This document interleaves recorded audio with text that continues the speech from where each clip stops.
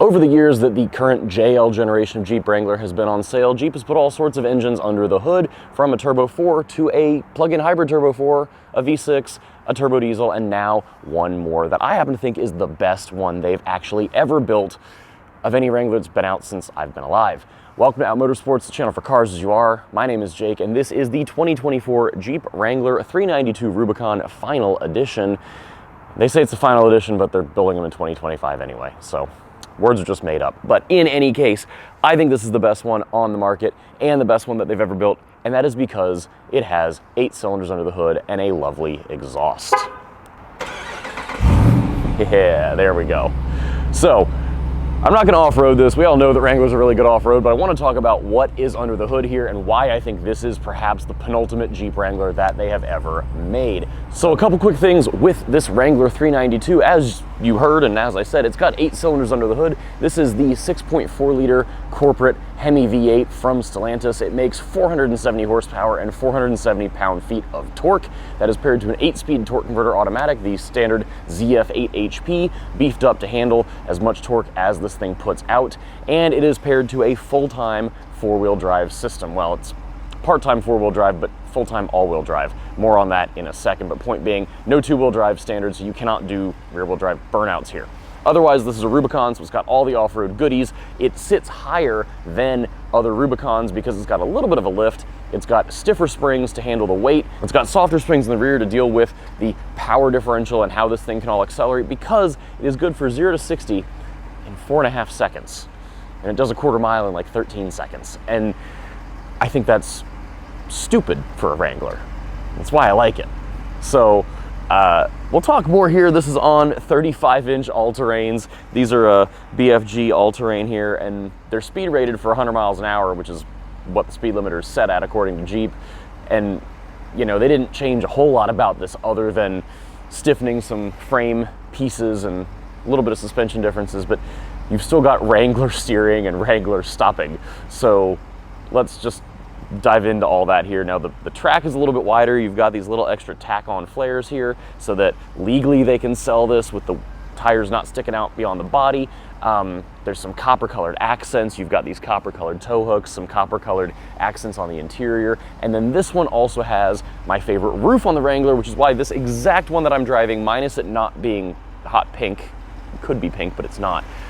This one is my favorite Wrangler ever because the $4,000 power-operated huge sunroof is the best roof you can get on one of these as well. So let's get behind the wheel and talk all about this, because I'm normally not a Wrangler person and I am just so into this. All right, so let's talk about driving this Wrangler Rubicon 392. So first things first, it does have an active exhaust. It is in the loud mode right now because louder is better when you're driving something like this, at least most of the time. I think it's fun. So anyway, I know we all want to hear the 6.4 sing, so let me just get down this on-ramp a touch more, get it pointed straight, and I'll hammer on it because, like I said, this has regular Wrangler steering and braking and suspension for the most part. So let's just slow on down, and 0 to 60 is 4.5 seconds, which is mighty quick for one of these. All right, let's make sure we should check about yielding for safety. Let this Corolla Cross go. And let's hit it.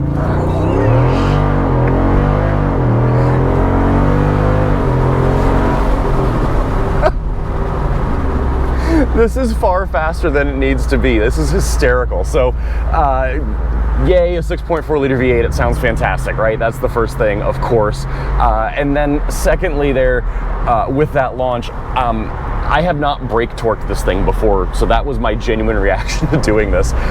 Jeep does have a built-in brake torque mode of sorts. All I did was floor the brakes, give it a little throttle up to like 2,500 RPM and let off. And it just changes the torque mapping with the transmission a touch for how it shifts and how the motor builds power and all that stuff. But that was pretty wild. The whole nose lifted up quite a bit. The suspension has changed on this slightly, and they reinforced the frame in different points. I think that's more all for the sake of the weight of the V8 versus something smaller up front like the Pentastar or the Turbo 4. So They changed the spring rates in particular, but again, that's, I think, more for the sake of the weight. They made them stiffer up front, softer in the rear, so it's just going to handle a touch better, but also handle the weight a touch better. This does not need to be a lick faster. 4.5 seconds 0 to 60 is quite a bit on BFG all-terrains. That is, whew, it's quite an experience. The sound is great. The transmission does a great job just leaving it in drive. There are paddle shifters here on the steering wheel. They're aluminum. The transmission shifts fine. It's not snappy. You know, a ZF8 can shift snappy, but it's not super snappy programming here because this is still meant to be an off-roader more than anything. Jeep is not making a sports Wrangler by putting a big V8 in here. They're just doing this because they can and because it's fun and it gives the truck more personality, and all of that is just lovely. Also, a lot of aftermarket companies were doing this for a long time, and I think Jeep was finally like, hey, we should get in on this action and offer it with a factory warranty. So that's kind of the point of this. It is still a Rubicon. It sits higher than other Rubicons by about ½ inch, I believe, because they gave it a touch more lift, even though it's on that Rubicon suspension. As far as the steering and the braking, I don't know if you noticed when I did that kind of rip there down the on-ramp, it's still got Wrangler steering, which is to say there's some play on center. There's a little bit of slop here. You notice it when you launch it like that. You also especially notice when you go for the brakes. It kind of wanders as you're digging into the brakes a bit more. It's not scary. It's just a Jeep thing, and it kind of, you got to be ready for it. And the brakes themselves too are fine. Jeep says they gave this, you know, performance brakes. The pedal is okay as far as confidence. It is not, like I said, not a sports Jeep at all. This is meant to be just, you know, crawl over stuff at idle with a nice lopey V8 going on. When you're off-roading, you can do these blasts. Top speed is limited, and really you shouldn't be going 100 miles an hour in a Wrangler anyway, because that seems pretty terrifying. But it is full of personality, and that is why I say this is my favorite Wrangler ever, because I previously I've driven the EcoDiesel model a bunch of years ago, and I've driven a 4xe, and I've driven the Pentastar, so I've driven every drivetrain they put in them. I also drove a 2-liter 4-cylinder as a rental a bunch of years ago, and I hated that one. So I've driven all of the drivetrain combinations, even the ones with the stick shifts, which were endearing in their own right. The EcoDiesel was my previous favorite because it had a lot of torque, and the sound it made gave it character. Now that went away, you can't buy those. I have driven the 4xe fairly recently, and the thing here is the 4xe makes the same amount of torque as this 6.4. They both make 470 pound-feet, and that's all fine and good, but this has 100 horsepower on the 4xe's total output. 4xe is 375, this is 470.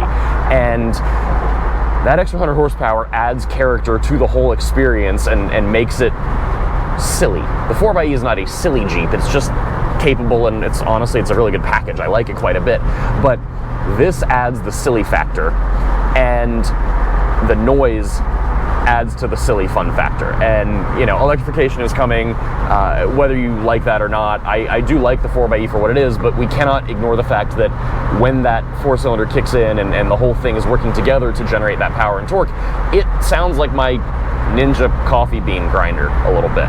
So this, by contrast, is a big V8, and it sounds like it. And if you like V8 noises, like this really does do it for me. And I say this model is the best one ever because it has that power operated one-touch sky power roof thing.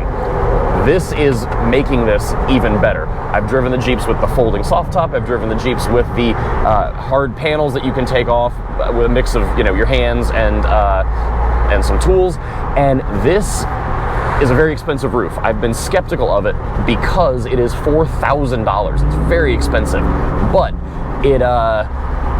it's worth it because you've got one button up here and it opens up all the way to the back past the second row and just neatly stacks there, and it just makes this so much more spontaneous for the sake of opening things up and having a good time.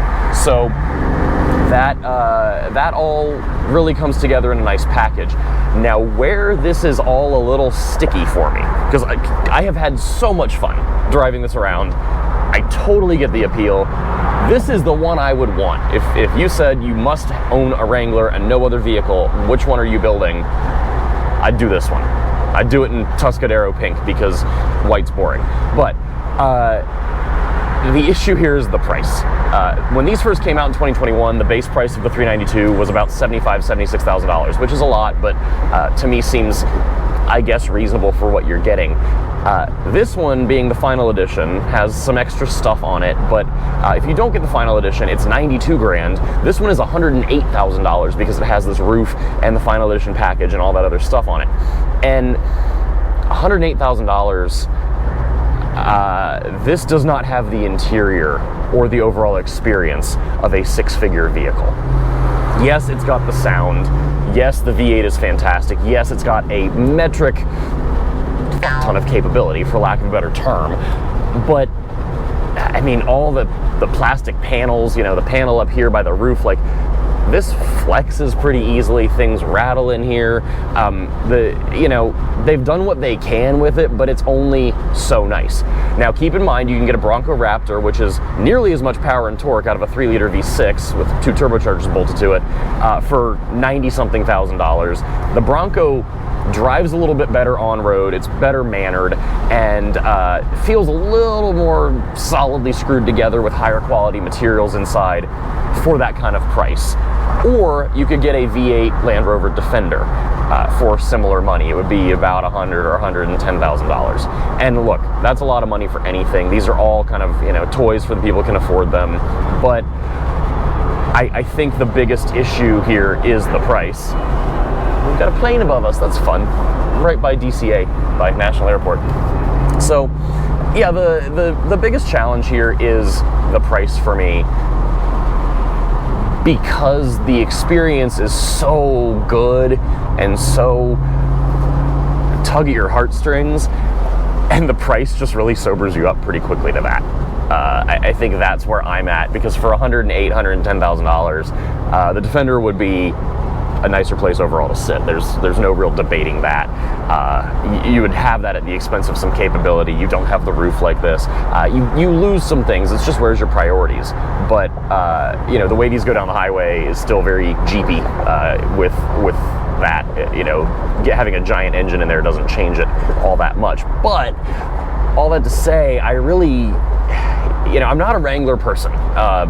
I don't go off-road much. When I do, I don't need the capabilities that these have. But I respect what they can do. So this beeps for speed cameras, and there's one up here. But I respect what these can do. You know, they're very, very impressive. And the fact that this is a factory warranted package between the engine, all the other upgrades. It's got this wild air intake system that, you know, can make it go through deeper water than it normally would. Jeep says that, you know, it can channel 15 gallons of water per minute or whatever it is. That's great. Every air intake system is designed to channel water away from the engine's air path. But it is a functional hood scoop style air intake that lets you ford more water than most Rubicons can, and it does indeed help channel air to the engine and water elsewhere. So, you know, kind of neat to see it. But this is a more complete package than what you would get with an aftermarket company building something like this for you. So that, I think, is cool. The fact that you can get it from your local dealership is tremendously cool. And it does have plenty of nice things going on. You know, it's got this perforated leather steering wheel that is heated. We've got heated front seats. We've got dual zone auto climate. Like, you can get all that on other Wranglers. You know, the Alpine Sound can come on another Wrangler. So you could do all this with less power for a lot less money. The V8 is the chef's kiss cherry on top for me. It does come at the expense of fuel economy. It's rated for like 13 city and 17 highway or something. I'm averaging 8.4 over the last 100 miles of city and highway because I like the way it sounds when my foot's in the floor. So I've been driving it everywhere in second gear in the city, making it make silly noises. But this is just a type of vehicle that's not going to exist after a certain point in time. And we're getting, I think, a lot of that lately. And I appreciate that so much because, you know, we kind of, you know, we're getting to what is a formulaically perfect car. And when you have that, the question then becomes, how do you insert more soul and personality into the vehicle? Because I think soul and personality to an enthusiast is just some imperfection. This is not the formulaically perfect Wrangler because it's bad on fuel, it's a little unwieldy when you really put your foot in it, and it's not formulaically perfect. But oh my God, I'm not gonna hit them. But when you lay into it and make it make good noises, like what are you gonna argue with there? That's just so great. Like 11 out of 10, no notes, except the price. So those are my chaotic thoughts on a very chaotic version of the Jeep Wrangler. Thank you so much for sticking around. Really appreciate it. And be sure to like, share, comment, subscribe, share this video with all your friends, all that good stuff. If you like the video, let me know. If you hate the video, let me know. Love to see you around for more videos. Head over to Facebook and Instagram. Follow us there for more antics and shenanigans. And if you want to hang out with some other LGBTQ automotive enthusiasts, off-roaders, motorsports competitors, all that good stuff, head over to outmotorsports.com. We've got a Discord server. We've got a Facebook group. We've got a podcast we're getting spun up. And we've got our events for 2025 already in the works. So we'd love to have you join us for any and all of that. Till next time, stay safe, be well. See you for the next one.